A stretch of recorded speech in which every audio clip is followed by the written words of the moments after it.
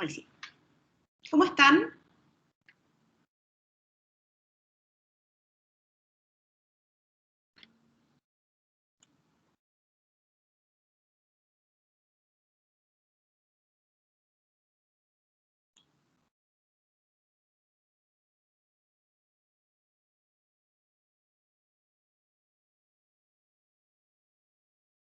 Ya.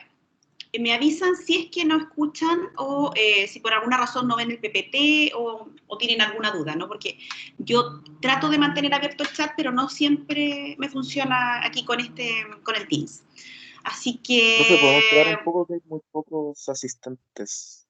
pero Todavía la hora somos de un... clase empieza a las 3 de la tarde, son Sí, las 3 de la tarde, tengo que pero... empezar en este horario. Entonces yo continúo con la clase y sus compañeros se van incorporando. Bueno, Ya. ¿ya está grabando? Sí, por supuesto, yo grabo todas mis clases y de hecho las subo también a la plataforma. Y están todas disponibles. Ya, entonces ahora sí empezamos. La clase anterior nosotros alcanzamos a ver algo sobre procedimientos concursales y vimos también los motivos por los cuales en Chile nosotros teníamos un nuevo procedimiento concursal. ¿Algunos de ustedes recuerdan de los que están presentes que alguna de las cosas que nosotros conversamos en la clase pasada?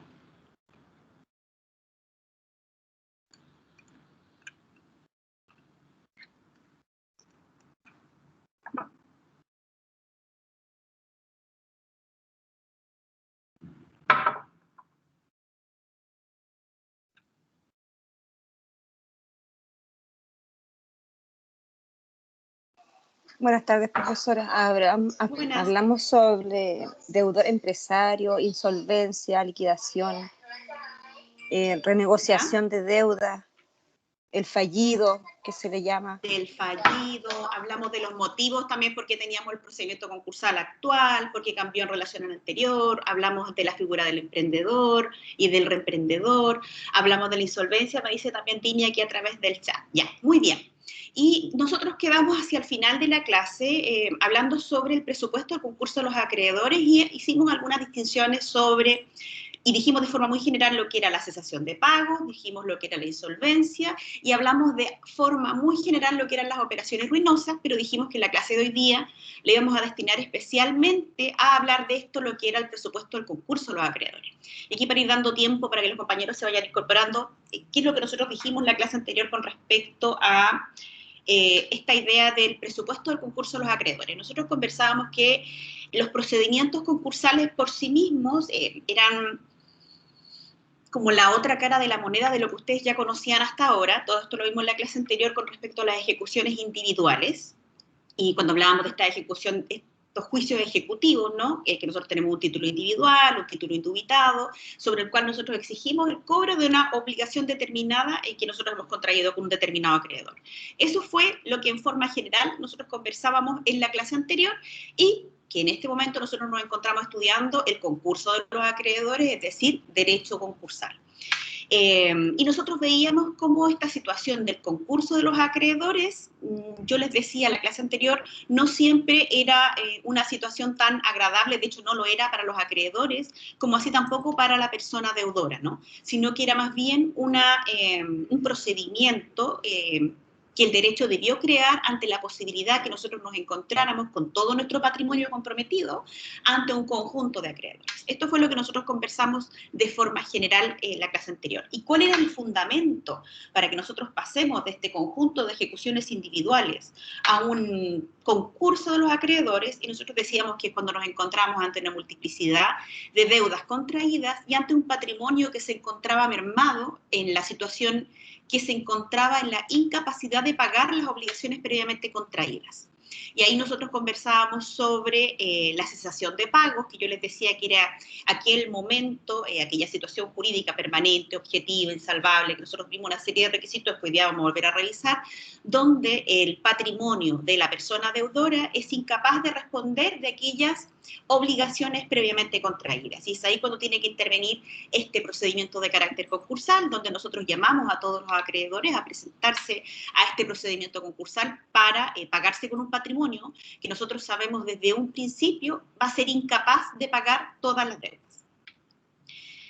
Y el fundamento entonces lo encontrábamos en la cesación de pagos y la insolvencia. Nosotros de forma general conversamos que la cesación de pagos era aquella situación que se hacía evidente para los acreedores en cuanto dejaban de recibir el pago de la obligación contraída, y lo que sí no se hacía evidente para un acreedor en particular era conocer si esta cesación de pagos era de aquellas que son de carácter insalvable y con respecto a todos los acreedores. Y decíamos que la insolvencia es aquel hecho jurídico que se hace evidente para la persona deudora, la que ve que su patrimonio, económicamente hablando, es incapaz de responder de las obligaciones previamente contraídas. Todo esto nosotros lo conversamos de forma general en la clase anterior, y hoy día lo vamos a ver un poquito más específico.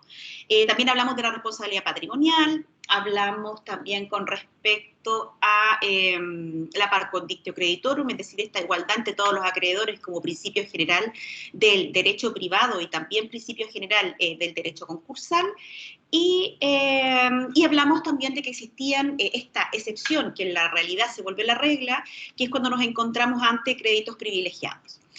Y eso tiene que ver cuando nosotros estamos en este derecho concursal y tenemos que ir llamando a los acreedores a pagar, sabiendo que el patrimonio es incapaz de responder todas las obligaciones contraídas.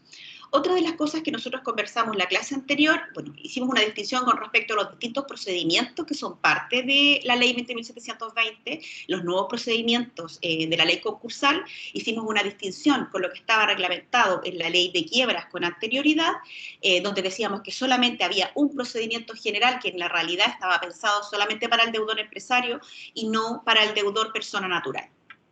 Y esto creo que es como una especie de resumen de todo lo que nosotros vimos en la clase anterior. Y ahora sí, yo creo que es un tiempo suficiente como para que ya se pudieran haber por lo menos juntado un poquito más de alumnos. Vamos a hablar de lo que es el presupuesto del concurso de los acreedores. Y una primera unidad que nosotros vamos a estudiar son los desarreglos patrimoniales. Dentro de los desarreglos patrimoniales, antes de entrar a la cesación de pagos y a la insolvencia, nosotros entramos a lo que se llaman las operaciones ruinosas. Y nosotros, yo les comentaba en la clase anterior que de qué se trata esta idea de las operaciones ruinosas. Yo les mencionaba que cuando una persona, sea deudor persona natural o deudor consumidor, que es el que nosotros habíamos mencionado en la clase anterior, o deudor empresario, cuando se ve en aquella situación en que su patrimonio es incapaz de responder de las obligaciones previamente contraídas, empieza a tomar una serie de decisiones que no resultan razonables para mantener este patrimonio en el tiempo o mejorarlo o evitar la situación de insolvencia que aparentemente uno va en camino, ¿no? Como una definición de operaciones ruinosas, nosotros sabemos que son aquellas actitudes previas que tiene un deudor que se anticipa del mal estado de su patrimonio y que, temiendo caer en cesación de pagos ante la declinación de su patrimonio, inicia una espiral de sobreendeudamiento y venta de su capital disponible a montos que no se corresponden con su valor real. A esto nosotros también podemos sumar que entre estas decisiones, en estas operaciones ruinosas, que lo único que hacen es venir a acelerar este proceso de insolvencia o de cesación de pagos de este patrimonio, incluso puede buscar contraer nuevas deudas para tratar de cubrir. Entonces, finalmente, en vez de tener activos, solo va a tener pasivos, hasta que llegue un punto que esta situación se va a hacer insostenible. Y yo les daba como ejemplo de esta situación de operaciones ruinosas, cuando la gente dice bicicletear deudas. Y en las operaciones ruinosas, sí quiero que les quede súper claro, es una etapa anterior a lo que es el presupuesto del concurso de los acreedores. Es decir, lo primero que ocurre es este conjunto de operaciones ruinosas, que luego, si nosotros continuamos en este declive del patrimonio, vamos a llegar a la insolvencia y a la cesación de pagos. ¿Les queda clara esa noción que les estoy diciendo ahora? ¿O la diferencia en principio? Sí, profe, sí, profe. Ya, entonces, el siguiente paso, una vez que uno ya pasó o está en esta idea de operación ruinosa, de este conjunto de procesos y decisiones mal tomadas que toma esta persona deudora o el deudor empresa, que nos lleva aceleradamente a este proceso de cesación de pago, a esta situación o hecho de insolvencia. Aquí nosotros también en derecho concursal es importante que tratemos o veamos lo que es el tratamiento doctrinal y legislativo de lo que es la cesación de pagos, que es lo que nosotros hemos conversado de forma general hasta ahora. Y bueno, hay una especie, también está dentro de los apuntes que ustedes tienen disponibles para que puedan revisar de derecho comparado. No les voy a preguntar de derecho comparado. A mí lo que me interesa en general es que ustedes conozcan y entiendan de qué se trata la cesación de pago. La cesación de pagos, de forma general, nosotros tenemos que entender que es aquella situación en la que yo me encuentro como persona deudora o como deudor empresario, donde mi patrimonio es incapaz de cubrir aquellas deudas previamente contraídas y, en efecto, dejo de pagar a mis acreedores. Eso sería una definición general de qué se trata la cesación de pagos.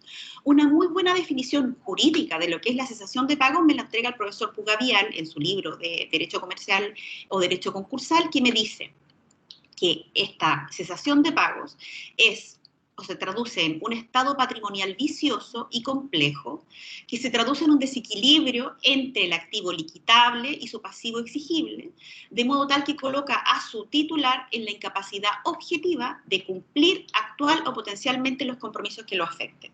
Esto es una definición de cesación de pagos.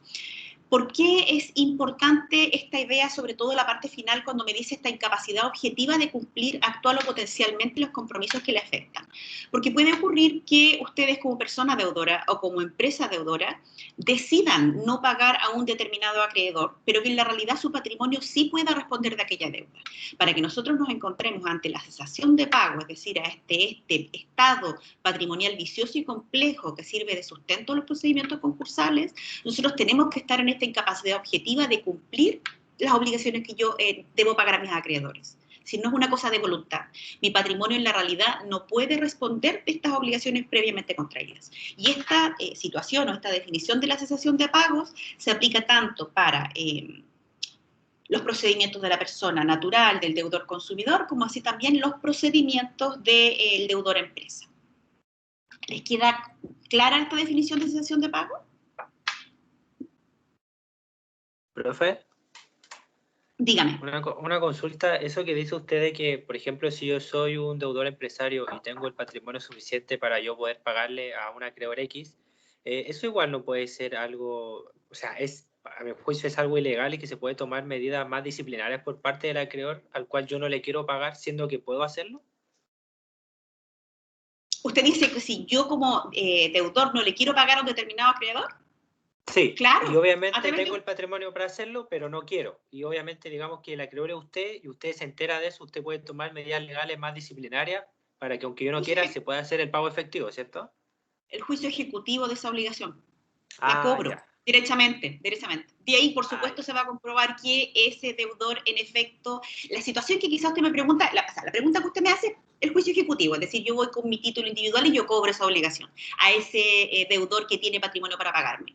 ¿Qué sucede si un deudor finge que se encuentra en una situación concursal? Es decir, finge que se encuentra en un estado de cesación de pago, trata de vender bienes para hacer creer que se encuentra en una situación de insolvencia o de cesación de pago. Eso sí puede ocurrir. Y en ese caso, sí, la ley 20.720 establece una serie de tipos penales para sancionar a quienes fingen estados de insolvencia. Entonces sí lo contempla. Y no solo contempla una sanción de carácter penal, es decir, de que alguien podría incluso cumplir una sanción penal de reclusión por este tipo de engaños, pero sí también multas asociadas, a fin de desincentivar la utilización de los procedimientos concursales para afectar a los acreedores. Porque recuerden que otro de los principios importantes de la ley 20.720 y en general el derecho concursal es la protección del interés de los acreedores, así como también el interés de la persona deudora o el deudor empresario. Entonces, no es tan simple que alguien pudiera fingir su situación de insolvencia. Porque por darles un ejemplo, yo les voy a traer igual resoluciones para que ustedes las puedan ver cómo es en la realidad, ¿no? Pero en general, ¿qué es lo que hacen, sobre todo los deudores empresarios, también las personas naturales? Toman bienes y tratan de sacarlos de su patrimonio y venderlos ficticiamente a terceras personas. Cuando el procedimiento está a cargo de esta persona que yo les mencionaba que era el liquidador o la liquidadora lo que puede hacer es ejercer una serie de acciones para que esos bienes que fueron ilegalmente sacados del patrimonio con el único fin de afectar a los acreedores de esta empresa en particular o de esta persona deudora, vuelvan al patrimonio para que el liquidador pueda vender estos bienes y pueda pagar a estos acreedores en particular. Entonces, sí, está garantizado y protegido este interés de los acreedores. Sin siquiera considerarse, los menciono, a pesar que todavía estamos recién empezando, que la situación de los acreedores privilegiados, aquellos que tienen hipoteca y prenda, tienen una situación excepcional en los procedimientos concursales y podrían incluso en algunos casos continuar ejecutando de manera individual, entendiendo que tienen un privilegio particular que se ejerce sobre un bien determinado, que sería el caso de la prenda, un bien mueble, y en el caso de la hipoteca, en un bien inmueble, que incluso cuando se estaba discutiendo sobre la ley 20.720, se dijo que el dejar en esta situación excepcional a estos créditos privilegiados de hipoteca y prenda podía generar un conflicto en los procedimientos concursales. Pero fue tan importante el proteger a los acreedores de estos créditos garantizados que se les decidió dejar en esta situación excepcional. Entonces sí, está bien protegido el interés de los acreedores en esta ley 20.720 y en general siempre lo va a estar. Pero eventualmente lo vamos a ver con más detalle, ahora solo se lo estoy mencionando. ¿Pero les queda claro esta noción de la cesación de pagos, por lo menos?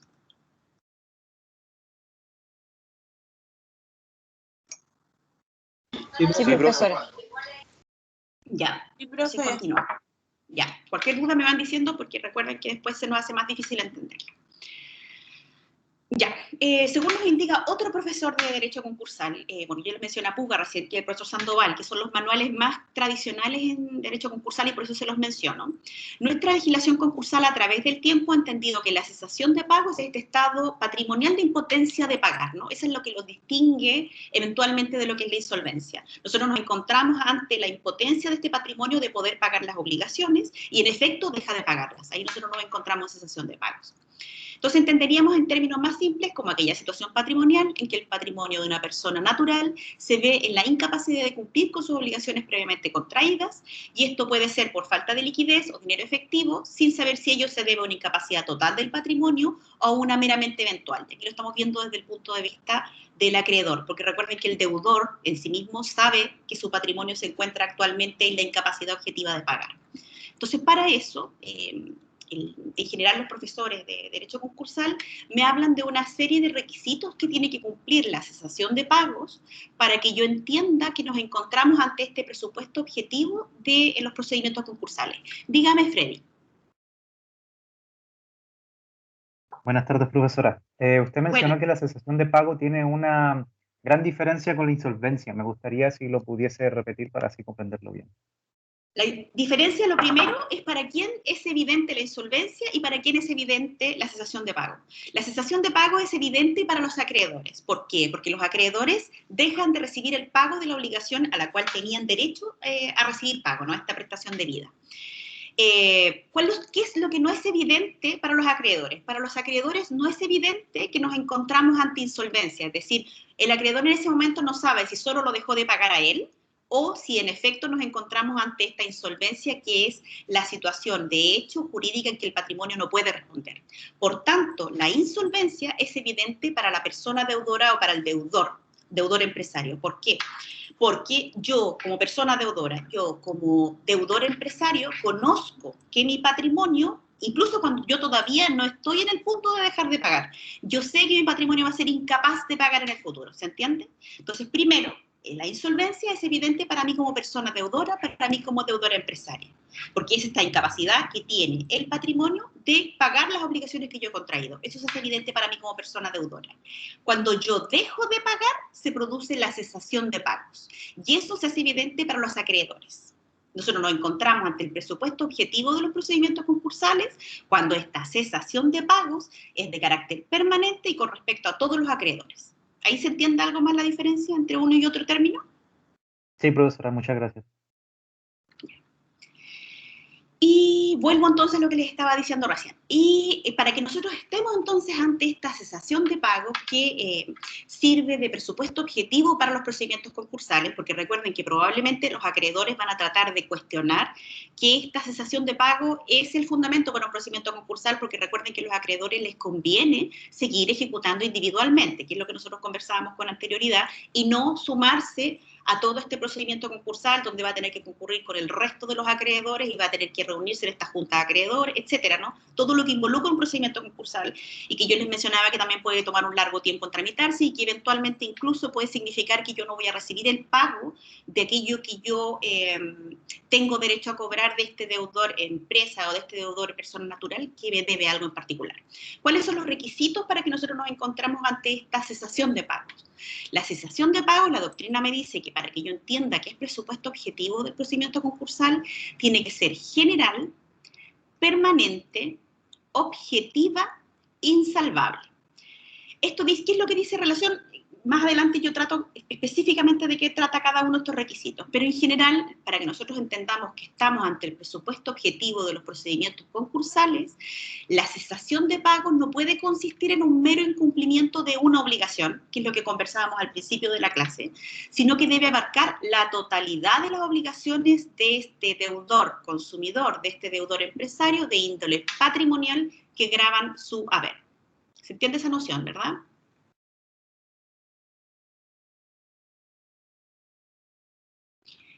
Y esto que yo les menciono, de esto que dice relación con que no debe ser solo un mero incumplimiento, tiene que ver con estos requisitos de carácter general, permanente, objetiva, insalvable. Yo tengo que tener estos requisitos cumplidos para yo entender que esta cesación de pagos es sustento de un procedimiento concursal o de la aplicación de este procedimiento concursal que nosotros sabemos es de aplicación de carácter excepcional, porque la regla es que yo como acreedora cobro las obligaciones de forma individual. Es decir, no todos los acreedores en conjunto con el patrimonio del deudor. Eso solo nos vamos a encontrar cuando estamos ante una cesación de pago, es decir, ante un patrimonio que se encuentra actualmente mermado, es incapaz de pagar las obligaciones. ¿Qué significa que sea permanente? Esto tiene que ver con que debe tener cierta permanencia en el tiempo, que se haya adquirido con esta peculiar estabilidad, de forma tal que no se trate de un accidente temporal, que tampoco se trate de lo que yo les mencionaba hace un rato y que me preguntaba, creo que Jorge, que no se trate que yo como persona deudora o como empresa deudora no quiero pagarle a un determinado acreedor, sino que en la realidad yo no tenga cómo pagarle a mis acreedores. Y no tenga cómo pagarle a mis acreedores ni ahora ni en el corto plazo. Esto tiene que ver con este carácter de permanente. El que sea objetiva significa una obligación para el juez para adquirir la convicción que nosotros nos encontramos ante esta situación excepcional de los procedimientos concursales, es que exista realmente este desequilibrio entre los bienes realizables y las prestaciones exigibles mediante un especial sistema probatorio. Y esto tiene que ver en el procedimiento cuando se presenta la solicitud, en el caso de una empresa o de una persona deudora de liquidación voluntaria del patrimonio o de la empresa deudora, yo tengo que justificar mediante documentos indicando quiénes son mis principales acreedores, cómo en efecto esta cesación de pagos que yo estoy argumentando, esta insolvencia que yo estoy argumentando, en efecto es objetiva y permanente. Insalvable. La cesación de pagos es esta iliquidez crónica del deudor y que si bien su prueba es compleja, su evaluación a nivel de acreedores es relativamente sencilla, lo que les comentaba hace un rato en cuanto a este carácter también de objetiva. Y si un deudor se ve obligado a proponer un convenio o solicitar su propia quiebra o liquidación, o es sometido a un concurso a instancia de otro acreedor, ello será el resultado final de esta evaluación negativa de mercado de dicho patrimonio. Y esta evaluación negativa de mercado del patrimonio se realiza en el procedimiento cuando uno realiza la solicitud ante el tribunal, sea la solicitud de liquidación voluntaria del deudor empresario o, en su caso, la solicitud de liquidación forzosa por parte de dos o más acreedores que están cobrando o exigiendo esta liquidación. Debe ser acreditado esto ante el procedimiento. Recuerden, todavía nosotros no estamos estudiando el procedimiento, pero recuerden que una de las objeciones que tenían los procedimientos concursales, el juicio de quiebra que nosotros teníamos regulado con anterioridad, era que nosotros nos dábamos como una posibilidad de defensa de quien se sometió a un procedimiento concursal. Y yo les indicaba que por lo mismo el procedimiento de liquidación actualmente incluye lo que se llama el juicio de oposición y también da una serie de otras posibilidades para este deudor para que pueda salvarse del procedimiento concursal. Yo se lo mencionaba en unas clases anteriores. Una de ellas, yo les mencionaba como posibilidad para salvarse del procedimiento concursal, era pagar los créditos que se estaban cobrando por estos dos o más acreedores que estaban presentando la solicitud ante el tribunal. Bueno, se puede criticar, ¿no? Pero uno de los indicios de si esta empresa deudora, esta persona deudora, es capaz de pagarle a estos acreedores, entonces yo me encontraría ante una prueba objetiva que no nos encontraríamos ante cesación de pago, al menos en un principio. Y ahora nosotros vamos a ver nuevamente el concepto, nuevamente porque les he mencionado de alguna manera el concepto de la insolvencia. Recordar, la insolvencia, por la primera cosa, para que nosotros no se nos confundan los dos conceptos, es que la insolvencia es la que se hace evidente para la persona deudora, para el deudor empresario. Además, cuando hablamos de insolvencia, hablamos de un hecho jurídico, una situación de hecho, ¿sí? En cambio, cuando hablábamos de la cesación de pagos, hablamos de esta situación patrimonial viciosa, ¿sí? Son dos términos distintos para que hagamos, a veces son un poco sutiles, porque una conduce a otra, pero para que nos quedemos más o menos claros con respecto a la noción. Entonces, este hecho jurídico, una situación de hecho que se produce sin necesidad de sentencia judicial que la declare, consiste en que el deudor no está en situación de pagar todas sus deudas, esto es, que su pasivo supera su activo. Para Díaz Picasso, la insolvencia se entiende como una situación deficitaria donde el activo y pasivo pasan a tener un valor exigible de carácter contable o económico. Entonces, para que nos quede claro, ¿no? En este caso, yo les menciono que es evidente para la persona deudora, porque yo como persona deudora, sea persona deudora empresaria o persona deudora consumidora, me doy cuenta que mi patrimonio no va a ser capaz de responder de las obligaciones que yo ya he contraído. Esto se me hace evidente a mí. Después, cuando yo deje de pagarles a mis acreedores, me voy a encontrar ante la cesación de pagos. Y es ahí cuando nos encontramos ante esta situación patrimonial viciosa que consiste esta cesación de pagos. ¿Les queda un poquito más claro ahí?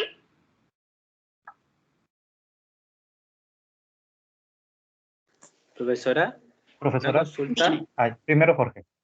Gracias, Freddy. Sí, una consulta, en esta situación, en esta figura que usted nos explica, para los deudores, ¿no existe algún tipo de garantía al encontrarse algún tipo de caso fortuito? Más que nada, sí, se lo pongo con el caso de que se ha discutido mucho con esto del coronavirus, que para muchos deudores como acreedores se puede tener la figura de que se entienda que la pandemia ha sido un caso fortuito, porque muchos deudores quieren pagar sí o sí sus deudas, pero igual se pueden encontrar dentro de estas características de la sesión de pago, porque obviamente no tienen la clientela, no tienen los recursos, y no porque ellos no quieran o no lo intenten, es porque simplemente escapa de sus manos.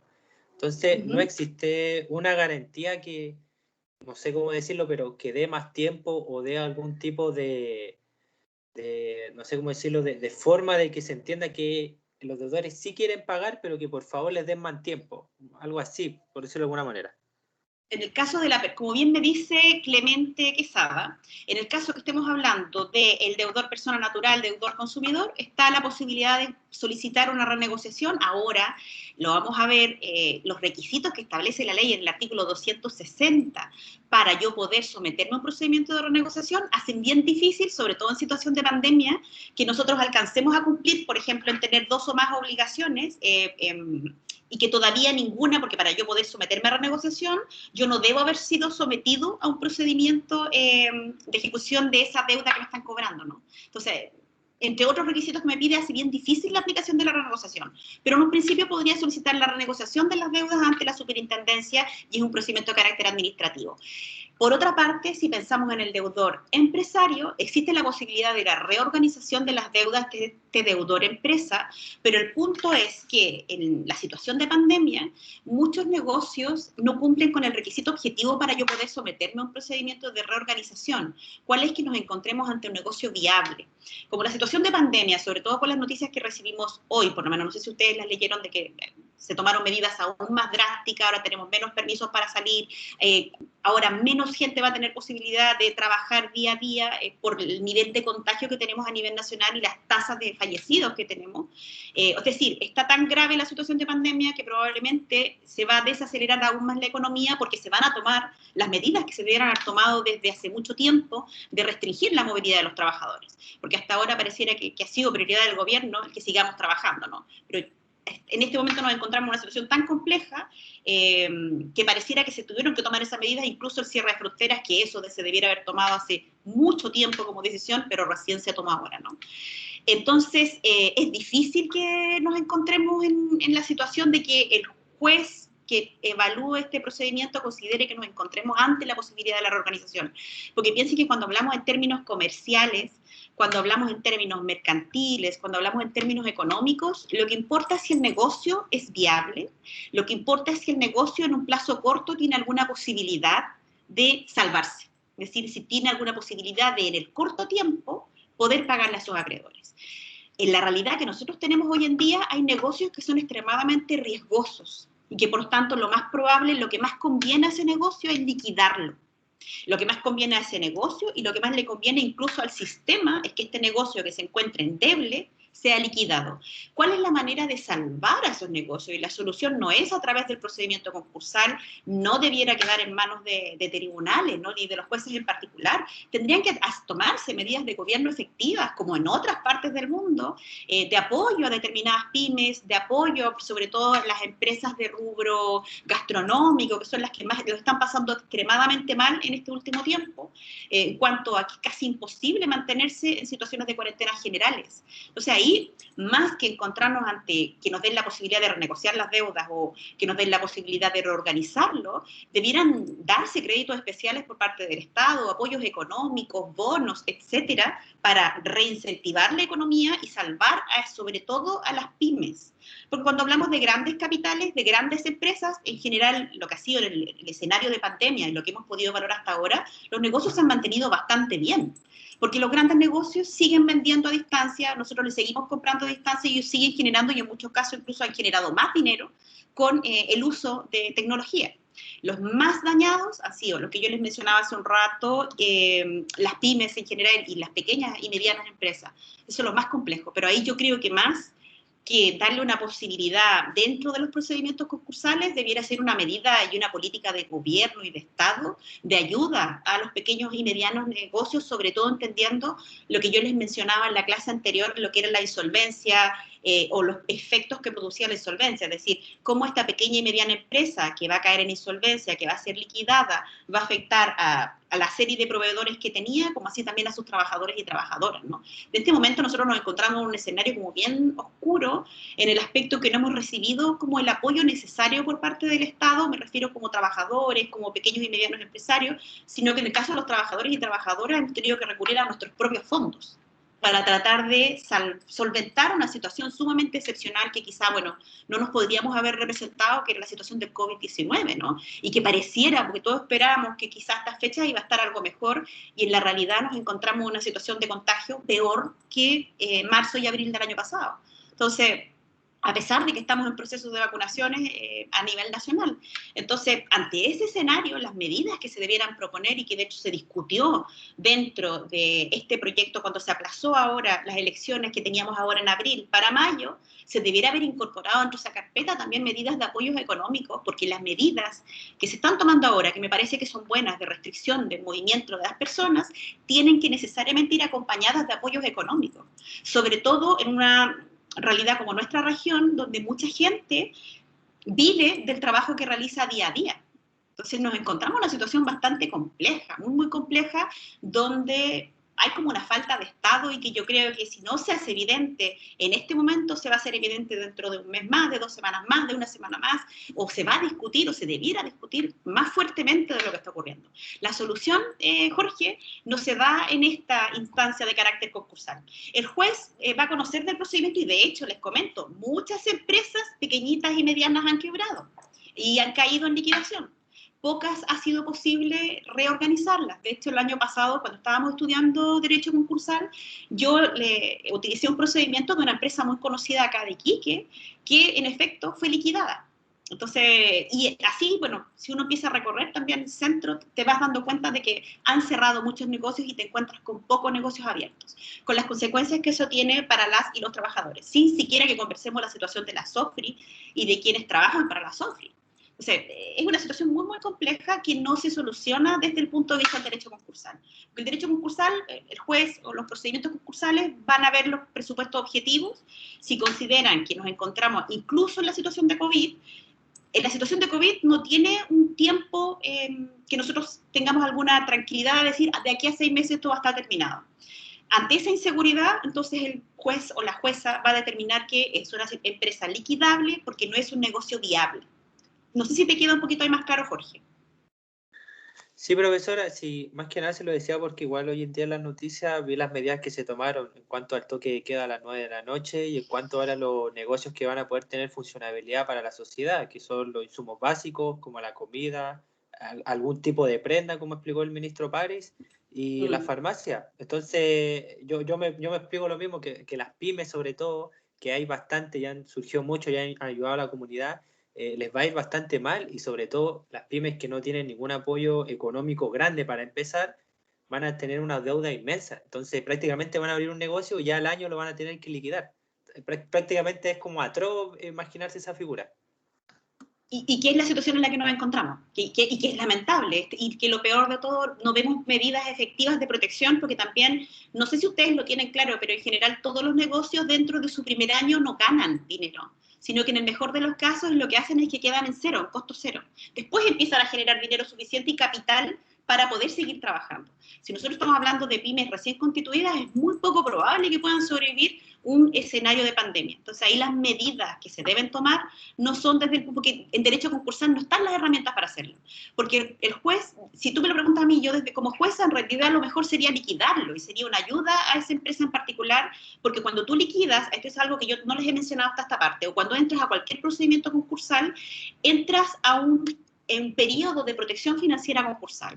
En este periodo de protección financiera concursal que dura 30 días, que puede extenderse a 60 y 90 días, nadie te puede seguir ejecutando. Incluso si tú estás siendo ejecutado de forma individualmente, se suspenden los procedimientos y no pueden ser iniciados nuevos procedimientos. Porque otro de los puntos importantes en los procedimientos concursales, o incluso en lo que nosotros nos encontramos ahora en este escenario de pandemia, es el estrés que se provoca al deudor consumidor y al deudor empresario, el saber que se encuentra en esta situación de cesación de pagos y que le van a empezar a llegar una serie de demandas y liquidaciones de carácter individual. Entonces, por último, tienes esta protección financiera concursal. Entonces, el juez lo que va a hacer es tratar de liquidar, porque una vez que tú liquidas, se sabe que va a haber un saldo de dinero, ¿no?, que tú no vas a ser capaz de pagar. Y eso lo tiene que ser asumido por los acreedores y tiene que ser asumido por la persona deudora. Entonces, es un escenario súper complejo, así como se ve, como les digo, que no le veo mucha solución en el corto plazo, y dentro de las medidas que he escuchado por parte del gobierno durante todo este tiempo, no solamente estas últimas medidas, no veo ninguna medida efectiva de ayuda a las pymes, que son las que más resultan dañadas en estos escenarios de cierre, que yo entiendo las razones por las cuales nos están pidiendo que nos quedemos más en casa, ¿no? Pero, ¿qué va a suceder con las pymes y qué va a suceder con los trabajadores y trabajadoras que tienen trabajos de carácter informal o que dependen de la venta día a día? Entonces, y que en nuestro sistema económico tenemos mucha gente que vive de esa manera, entonces no vemos medidas de apoyo real. Entonces, otros dicen de que probablemente va a haber un tercer retiro de fondos de la AFP, pero eso, o sea, bien en el cuanto yo puedo acceder a mis fondos, pero finalmente nosotros estamos financiando nuestra propia situación compleja que ninguno podría haberse anticipado del COVID-19. Entonces, ahí ¿dónde está el Estado? Esa es la situación más compleja en la que nosotros nos encontramos ahora, y yo creo que eso excede al derecho concursal. Y ahora más Dígame. encima hay que pagar impuestos, los del segundo retiro, que tienen una renta anual. ¿Es el Sí, y por las tasas, porque no hay que, también es una cosa súper ridícula que nosotros tenemos en nuestro país, que se castiga a lo que se llama esta como clase media, los que ganan sobre $1 millón actualmente en Chile, como que fuéramos casi como Luxi. Entonces, lo que es ridículo, nosotros tenemos gente que tiene unos capitales, pero impresionantes de dinero, en Forbes, estas listas internacionales de millonarios, y si a nosotros los que ganan sobre $1 millón, por ejemplo, ustedes cuando ya sean abogados y abogadas y ejerzan, muy probablemente el tercer año de egreso van a ganar sobre $1 millón.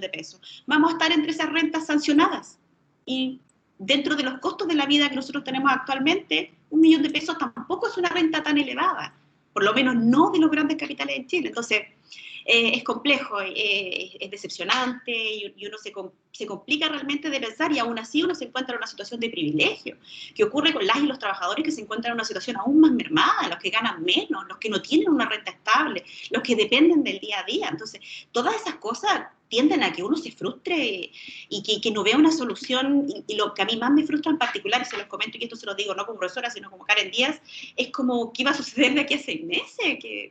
¿Qué sucede con la gente que está en la calle? O sea, encuentro que se están tomando decisiones muy inhumanas y sin realmente tener en mente el verdadero interés de quienes nos encontramos en este territorio, ¿no? Tanto chilenos como extranjeros que nos encontramos en este territorio y bueno, y a nivel mundial. Entonces lo encuentro muy complejo, muy complejo. Entonces encuentro que las soluciones que nos da el derecho, o por lo menos dentro de lo que nosotros estamos revisando ahora en derecho concursal, no nos sirven para solucionar esto. Y probablemente nos vamos a encontrar ante muchas insolvencias, mucha gente que no va a tener liquidez para pagar. De hecho, lo que nos ha salvado hasta este último tiempo, yo creo, ha sido los retiros que hemos podido realizar a la AFP. Me acuerdo que cuando se estaba tramitando el primer retiro, una de las críticas era que todos nosotros íbamos a tomar decisiones como tontas, íbamos a comprar pantallas planas. ¿Ustedes vieron las estadísticas de lo que la gente se gastó el 10%, el primer 10%? No, no lo he visto. Lo que se dijo era que la crítica era como Deuda. que nosotros íbamos a gastar en comprarnos cosas. Deuda, está comprobado. De hecho, la economía se reactivó con el primer retiro de la AFP, no, porque la gente lo que hizo fue pagar las deudas. Porque en la realidad, incluso antes del COVID, y era algo que yo trabajaba, los niveles de sobreendeudamiento que tenemos los chilenos y las chilenas son espantosos y no solo se deben a que nosotros seamos los muy malos administradores de nuestros recursos, sino que se deben a que el sistema nos hace sobreendeudarnos. A quienes estudiamos en la universidad tenemos que tener crédito universitario. Si nos atrasamos en el pago de los créditos universitarios, iniciamos nuestra vida como trabajadores y trabajadoras con ya una deuda importante de capital. Entonces, todo esto va generando un sobreendeudamiento. Entonces, nosotros ya estábamos en una situación de sobreendeudamiento malo en Chile y sumémoslo en la situación de COVID ante un Estado que no actúa con este interés de protección pareciera de los trabajadores y trabajadoras. Entonces, es una situación que a mí en lo particular me frustra mucho, ¿no? Entonces, si me ven un poquito enojado hoy día, estoy frustrada por eso en particular. Entonces, me cuesta un poquito superarlo porque no veo una solución aparente en este momento. Y eso me preocupa. No por mi situación en particular, sino por de la comunidad, ¿no? De saber lo que nos encontramos ahora. Entonces, eso me frustra un poco. Entonces, por eso puedo que haya sido un poquito intensa hoy día en la clase, pero se debe a eso, porque hace poquito leí sobre las medidas que estaba tomando el gobierno y ninguna. Si bien entiendo las medidas de restricción de movilización, porque entiendo que los contagios son altos y que existe un riesgo altísimo y tenemos pocas camas UCI, ¿no? Pero no puedo justificar que no se tomen medidas de protección económica para las pequeñas y medianas empresas, como así también para los trabajadores. Entonces, me complican sobremanera y por eso que estoy un poquito frustrada. Ya, ¿alguien tenía otra duda aparte de lo que conversamos recién? Sí, profesora, mucho menos Dígame. profunda que la de Jorge. Nada más que sobre los requisitos para que el presupuesto para que sea un presupuesto objetivo del procedimiento concursal referente a la cesación de pago. Entendí todos los requisitos, que sea general, permanente, objetiva, pero no entendí muy bien que sea insalvable. ¿A qué se refiere esa característica? Insalvable, es decir, de que usted no tenga una posibilidad en el tiempo corto de, en general, todos los requisitos se relacionan unos con otros. Insalvable se refiere a que no exista ninguna forma de mejorar esta situación económica para que no sea. ¿A qué me refiero con esto?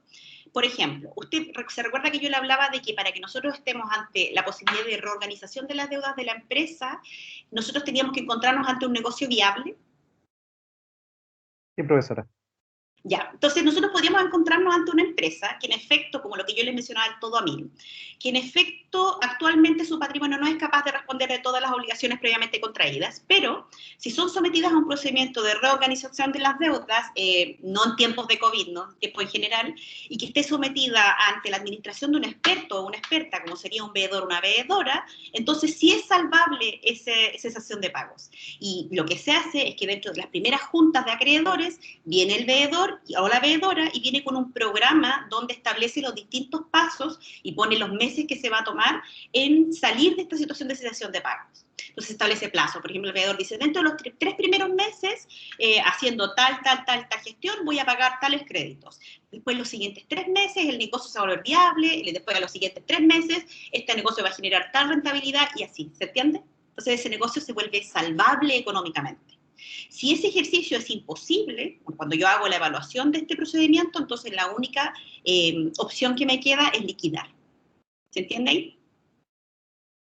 Sí, profesora, yo sé de casos donde algunas deudas que son bastante exorbitantes se han podido negociar y las personas han podido pagar, por ejemplo, 10.000 pesos al mes. Entonces, ante una cesación de pago que sea insalvable, ¿es que ni siquiera podría realizarse algo así?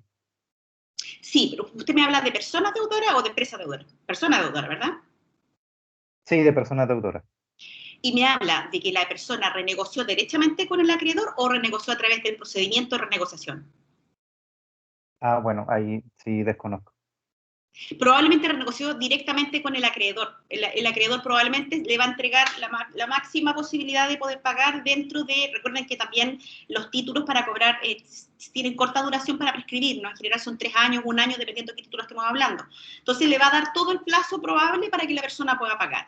Pero en el escenario de la renegociación de las deudas, lo que ocurre, estoy hablando de la persona natural, o del deudor consumidor. Lo que ocurre es que concurre esta junta de acreedores, este deudor persona natural, y ahí los acreedores concurren a esta audiencia y lo primero que hacen es rebajar los intereses que ya habían cobrado a este deudor que se encontraba moroso.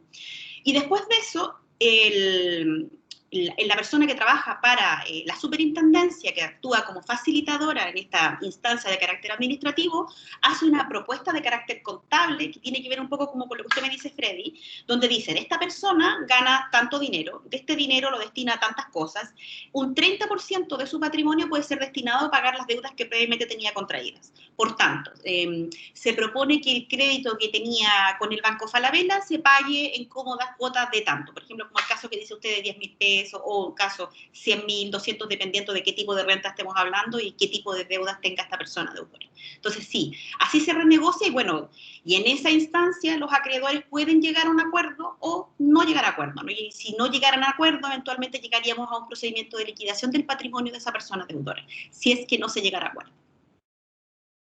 ¿Se entienden? Sí, profesora, muchas gracias.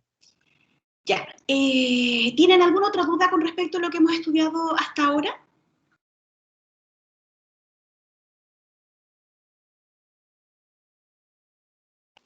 No, profesora, por mi parte no.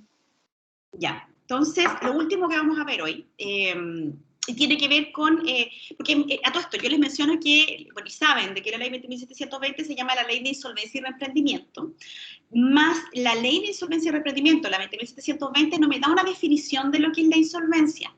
Nosotros podemos encontrar, bueno, la definición que nosotros vimos de carácter doctrinario de insolvencia y una especie de lo que nuestro derecho entiende como insolvencia en la ley 20.416, que fija normas especiales para empresas de menor tamaño, que define la insolvencia para efectos de esta ley como aquel que se entiende que las personas naturales o jurídicas señaladas en el artículo 1 se encuentran en estado de insolvencia si están en la imposibilidad de pagar una o más obligaciones.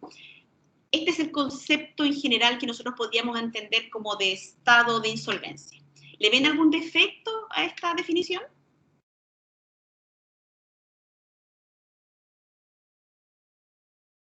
Sí, profe, porque dice una o más de sus obligaciones cuando tienen que ser todas las obligaciones que no puede cumplir. Todas las obligaciones que no puede cumplir y de hecho se confunde mucho con lo que es la cesación de pago. Entonces, porque se recuerdan que yo les decía que la insolvencia es esta situación de hecho donde el patrimonio se ve en esta situación económica donde todavía no se encuentra en la cesación de pagos, ¿no? Pero que se da cuenta que va a ser incapaz de pagar su obligación. Entonces, es una definición que me da el derecho concursal. También se entiende en cuanto, cuando y he hecho un ejercicio que nosotros hemos hecho hoy día, el distinguir la insolvencia de la cesación de pago es un ejercicio complejo. Para que nosotros lo entendamos de forma clara, la insolvencia es aquel hecho que es evidente para la persona deudora de que su patrimonio es incapaz de responder, y la cesación de pago es aquella que es evidente para los acreedores cuando en efecto mi patrimonio es incapaz de pagar las obligaciones. Como para que nosotros podamos hacer una distinción entre uno y otro. Ya. ¿Tienen alguna otra duda con respecto a lo que hemos estudiado hoy día?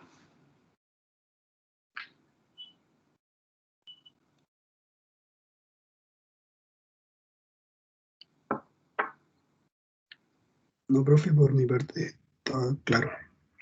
Ya. Vamos a dejar la clase hasta aquí. Nosotros tenemos clases el próximo jueves de carácter sincrónico y vamos a seguir estudiando solamente vamos a hacer un repaso de lo que ya vimos hoy día, que es una clase un poquito más compleja, y dentro de la próxima clase ya vamos a empezar a estudiar los procedimientos. El primer procedimiento que vamos a ver, porque es el procedimiento que es distinto a todos los demás, es el de la renegociación de las deudas de la persona natural, que nosotros ya algo hemos conversado ahora en esta clase, ¿no? Así que empezaríamos la próxima semana con el procedimiento de renegociación de las deudas de la persona natural. Y eso no nos va a tomar mucho tiempo porque es un procedimiento relativamente fácil, y después entraríamos a los procedimientos del deudor empresario, que son un poquito más complejos. Primero, el procedimiento de liquidación de la empresa, de las deudas de la empresa deudora, y luego la de la reorganización de las deudas de la empresa deudora. Así que eso, si es que no tienen ninguna otra duda, daría por terminada la clase.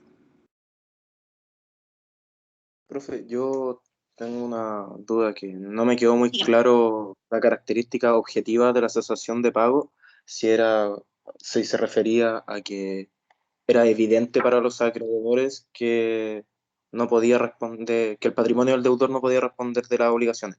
¿Eso es la característica objetiva? Y es evidente para el juez. A eso se refiere con que será objetiva. El juez no se pregunta cuál es la razón por la cual el patrimonio no puede responder, solamente se da cuenta en el procedimiento que el patrimonio de esta persona deudora o ese deudor empresario es incapaz de pagar de las obligaciones previamente contraídas, que son las que se presentan en este juicio de liquidación de las deudas de la empresa deudora.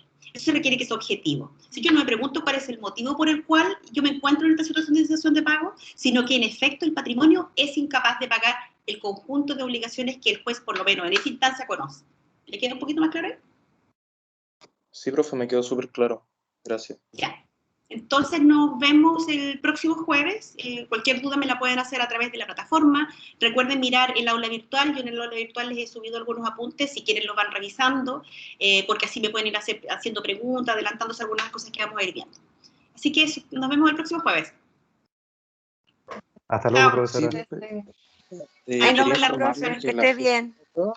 También, dígame, Chao, Lucas. profesora. Chao. Lucas, dígame, ¿algo me iba a decir? está fijada para el 12 de abril. Sí, la primera evaluación está fijada para el 12 de abril y quería consultarle la método. No, sí, eso ya se lo pregunté. Sí, Quería saber hasta dónde va a entrar. Bueno, lo que veamos hasta el viernes 9, finalmente. sí. Lo que vamos hasta el viernes 9, que es como más o menos una semana antes.